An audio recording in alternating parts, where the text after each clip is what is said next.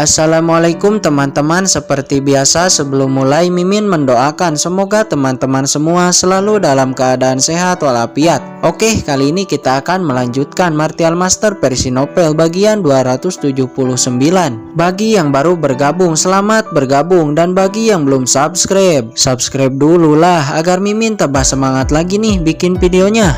Oke, kalau sudah kita langsung masuk ke isi ceritanya.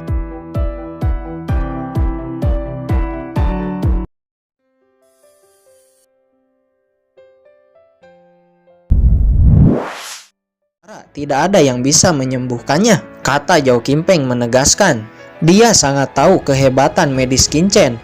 Bahkan penyakit gelapnya, guru dan lainnya di Paviliun Pil Langit Utara tidak bisa menyembuhkannya. Tapi di tangan Qin-Chen penyakitnya dengan mudah disembuhkan. Melihat kesungguhan Zhao Qimpeng, Liu Xuanrui dengan semangat berkata, "Baiklah, kalau begitu kita akan menunggu Tuan Qin kembali dari rumah harta karun dan mengundang Tuan Qin untuk mendiagnosis." Di sisi lain, Liu Yuanqin, Liu Lingyun, dan Qin-Chen sudah sampai di rumah harta karun. Setelah masuk ke dalam ruang harta karun, Qin-Chen dibuat terkejut di saat melihat banyak sekali harta karun yang rata-rata harta karun tingkat 7. Tuan Qin, separ kaisar yang Tuan Qin cari ternyata memang benar-benar ada di sini. Namun ada di ruangan lainnya, saya akan mengambilnya, kata Liu Yuanqin setelah membaca buku catatan harta karun dan pergi ke ruangan lainnya, meninggalkan Qin-Chen dengan Liu Lingyun di satu ruangan.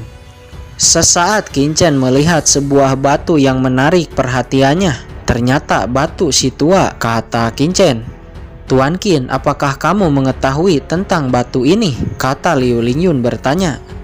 Ya, ini adalah batu si tua, efeknya bisa mencerahkan wajah wanita dan membuat awet muda, kata Qin-Chen. Sesaat Qin-Chen teringat di kehidupan sebelumnya, Qin-Chen suka menghabiskan banyak uang untuk membeli dan mencari si tua ini untuk menyenangkan hati Sangguan Xi'er. Bahkan wajah tersenyum Sangguan Xi'er masih terbayang di saat Qin-Chen memberi si tua ini kepadanya. Namun sekarang melihat batu si tua lagi, hati Qin-Chen sangat marah. Tuan Qin, apakah kamu menginginkan batu ini? Kata Liu Lingyun. Tuan Putri bercanda, saya bukan wanita, untuk apa si tua ini? Tuan Putri terlihat cantik, batu si tua ini mungkin sangat cocok untuk Tuan Putri, kata Qin-Chen sambil menggelengkan kepalanya. Apakah Tuan Qin sedang memuji kecantikanku? Pikir Liu Lingyun yang nampak tersipu malu. Di masa lalu, jika ada pria yang mengatakan itu kepadanya, Liu Lingyun langsung menebaskan pedangnya. Namun sekarang di saat Qin-Chen yang mengatakannya, Liu Lingyun malah merasakan bahagia di hatinya. Pengetahuan Tuan Qin sangat luas. Sebelumnya tidak ada yang mengetahui fungsi dari batu ini. Karena Tuan Qin mengatakan itu, saya akan menerima hadiah dari Tuan Qin, kata Liu Lingyun menundukkan kepalanya yang nampak senang seraya tersenyum aneh. Di saat situasinya cukup aneh, Tuan Qin, separ kaisar telah ditemukan, kata Liu Yuanqin yang sudah kembali ke sana. Ini memang benar-benar separ kaisar, kata Qin-Chen yang nampak bersemangat. Dan sekarang semua bahannya sudah lengkap. Ayo kita pergi, kata Qin-Chen seraya menyimpan separ kaisar ke dalam cincin penyimpanannya. Namun di saat Qin-Chen akan memasuki pintu keluar, tiba-tiba pedang karat di cincin penyimpanannya bergetar seperti merasakan sesuatu dan menunjuk ke sebuah ruangan rahasia.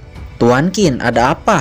Kata Liu Yuanqin bertanya di saat Qin-Chen tiba-tiba berhenti. Apa yang ada di ruangan rahasia ini? Kata Qin-Chen.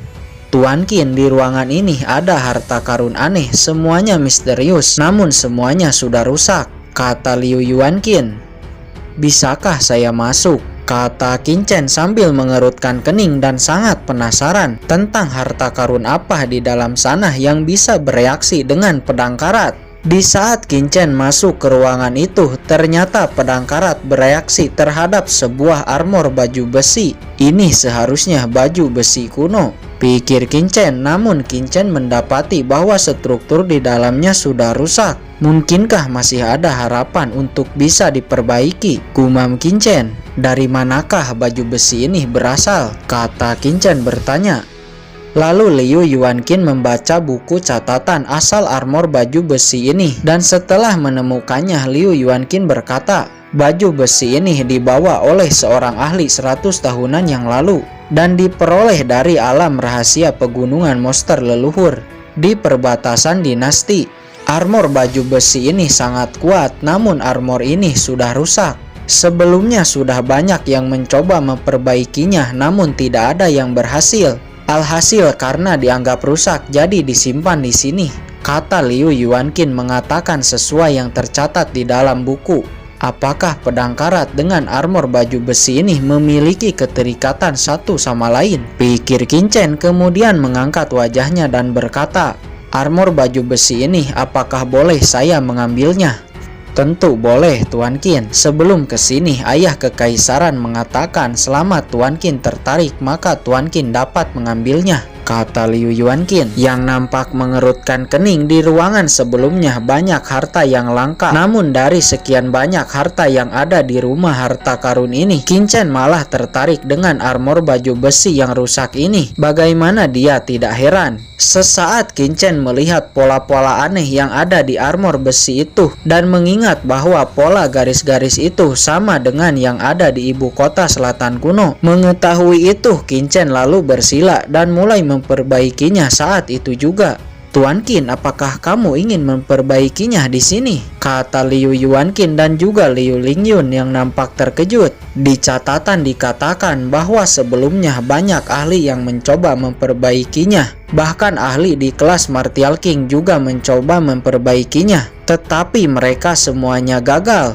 Sekarang tidak mungkin Qin Chen akan mampu memperbaikinya, pikir Liu Yuanqin. Pada saat ini, Qin Chen menggunakan metode yang dipelajarinya dari ibu kota selatan kuno, dan setelah beberapa saat akhirnya Qin Chen berhasil memperbaikinya.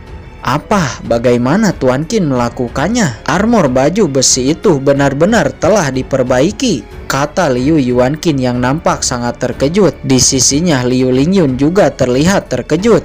Sementara setelah armor baju besi diperbaiki, sejumlah informasi keluar dari armor itu dan masuk ke dalam kepala Qin Chen. Ternyata ini adalah armor baju besi dari ras alien kuno, dan armor baju besi ini juga tidak lengkap, masih ada bagian lainnya seperti armor di kepala dan lainnya, kata Qin Chen setelah mendapat informasi dari armor itu. Sesaat Qin Chen menemukan hal yang aneh, seperti mengapa metode ibu kota selatan kuno terkait dengan armor ras asing alien ini, dan mengapa pedang karat misterius berhubungan dengan armor ini. Apakah pedang karat misterius juga adalah senjata ras alien asing? Karena Qin Chen tidak memahaminya, dia lalu menepis semua pikirannya dan menghela napas. Dengan armor baju besi ini, walaupun tidak lengkap, setidaknya dapat menahan serangan dari seseorang di kelas Martial King seperti Leng Pogong, gumam Qin Chen. Kemudian Qin Chen berkata, ayo pergi. Mereka bertiga pun pergi dari sana. Di mana ayah kekaisaran dan Tuan Papilun Zhou Qinpeng?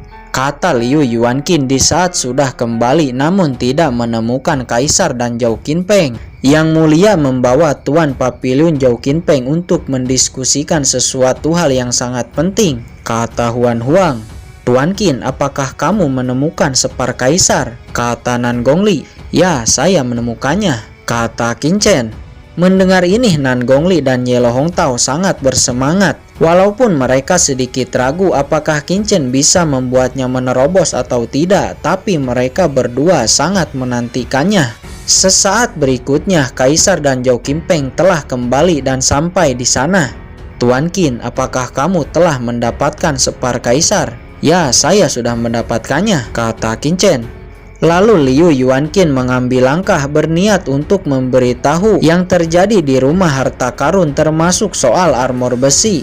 Namun sebelum dia bisa berbicara, Yuanqin, Lingyun, kerja bagus, sekarang kalian berdua boleh pergi. Saya masih ada hal yang sangat penting untuk didiskusikan dengan Tuan Qin, kata Liu Xuanrui. Tapi ayah, saya juga ingin mendengarnya, kata Liu Lingyun. Lingyun, menurutlah, kata Liu Xuanrui dengan ekspresi yang sangat serius. Melihat keseriusan di wajah ayahnya, Liu Lingyun dan Liu Yuanqin pun pergi dari sana. Tuan Qin, sebenarnya leluhur tua keluarga Liu saya sedang dalam kondisi sekarat. Saya harap Tuan Qin bisa datang untuk memeriksanya, kata Liu Xuanrui berkata setelah kedua anaknya pergi. Saya harap jangan ada yang membocorkan tentang hal ini, kata Liu Xuanrui kepada Qin Chen, Nan Gongli dan Ye Lo Hongtao. Karena Papiliun Pil, Papiliun Candi, dan dinasti sudah terkait satu sama lain, maka saya pasti akan membantu. Kalau begitu ayo saya akan memeriksanya, kata Qin Chen.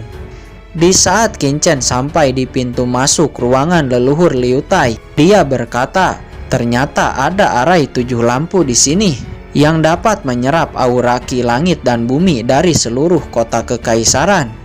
Tuan Qin, bagaimana kamu mengetahui bahwa arai 7 lampu disusun di sini? Kata Liu Xuanrui terkejut. Faktanya tidak sembarang orang mampu mengetahuinya. Qin Chen tidak menjawab dan hanya sedikit tersenyum, kemudian semuanya masuk ke dalam. Di saat Qin Chen melihat leluhur Liu Tai, dia berkata, sepertinya leluhur tua keluarga Liu Anda sudah sangat parah. Jika tidak diobati, saya pikir dalam 10 hari dia akan mati. Mendengar ini, wajah Liu Xuanrui menjadi semakin cemas.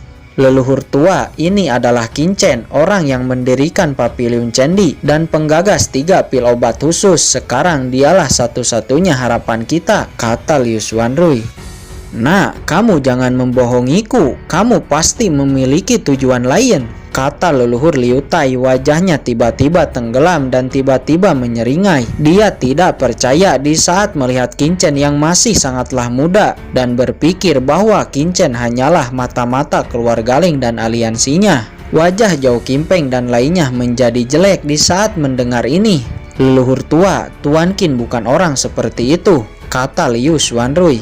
Leluhur Liu Tai kembali mendengus namun tiba-tiba batuk dan terkapar lemas. Leluhur Liu Tai, jangan terlalu bersemangat, kondisimu telah sangat parah karena penyimpangan kultivasi 20 tahun yang lalu, kata Qin Chen menatap Liu Tai berkata dengan acuh tak acuh. Bagaimana kamu mengetahuinya? Kata Liu Tai yang tiba-tiba terkejut. Faktanya bahkan Liu Xuanrui sendiri tidak tahu bahwa dirinya 20 tahun yang lalu pada saat ingin menerobos kelas Martial King tahap tengah, tapi di detik-detik akhir tiba-tiba terjadi penyimpangan kultivasi. Tapi Qin Chen sekali lihat dia langsung mengetahuinya dan tahu masalahnya. Tidak dipungkiri kecurigaannya kepada Qin Chen tiba-tiba pudar dan bahkan melihat sebuah harapan. Oke guys, sudah dulu ya. Jangan lupa subrek biar lanjut terus ceritanya. Bagi yang sudah subrek, mudah-mudahan dimudahkan rezekinya.